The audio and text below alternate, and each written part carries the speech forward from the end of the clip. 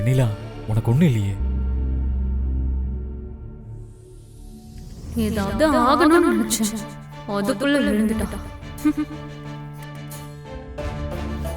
அப்பாடா, கண்ணை முழிச்சிட்டியா? ஹனிமூனுக்கு போகணும்னு ஆசைப்பட்டதே நீதான். உனக்கு இப்படி ஆயிடுச்சுன்னு ரொம்ப பயந்துட்டேன்.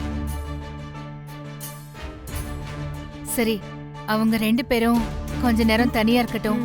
வாங்க போலாம். நாங்க வெளியே இருக்கோம் வெண்ணிலா. பாத்துக்க வருண்.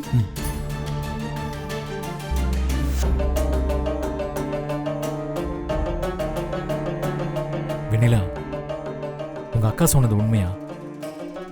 நீதான் ஹனிமூன் ட்ரிப் பிளான் பண்ணியா? இல்லங்க, அக்கா ஆசைப்பட்டானதான் நான். அப்புறம் ஏன் அவங்க அப்படி சொல்லணும்? எனக்கு ஒரு விஷயம் மட்டும் தெரியணும். உண்மையை சொல்லு. நீ சாராவை பத்தி முன்னாடியே தெரிஞ்சுதான் என்ன கல்யாணம் பண்ணியா? இல்லங்க, சத்தியமா எனக்கு எதுவும் தெரியாது. தெரிஞ்சிருந்தா கண்டிப்பா நான் இந்த கல்யாணத்துக்கு சம்மதிச்சிருக்கவே மாட்டேன். அப்போ நான் உங்ககிட்ட சாராவை பத்தி சொன்னது எதையும் நீ கேட்கல? இல்லங்க, உங்க மனசுல இன்னொரு பொண்ணு இருக்கான்னு தெரிஞ்சோம் எப்படி என்னால கல்யாணம் பண்ணிக்க முடியும்? மத்ததை விடுங்க, உங்க மேல நான் அளவு கடந்த அன்பு வச்சிருக்கேன். உங்களுக்கு எது சந்தோஷமோ நான் அதை தான் பண்ணியிருப்பேன். என்ன நம்புங்க ப்ளீஸ். நான் நம்புறேன். ஆனா நீ சொன்னதை இப்ப பண்ணு.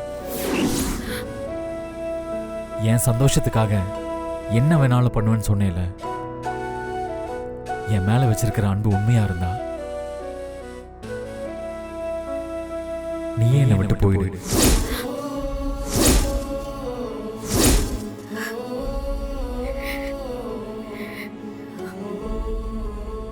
நான் இப்பவும் சாராவை தான் லவ் பண்றேன்.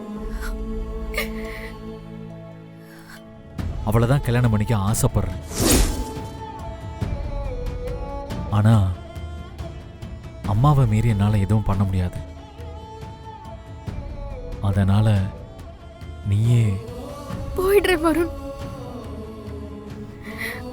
உங்களுக்கு அதுதான் சந்தோஷம்னா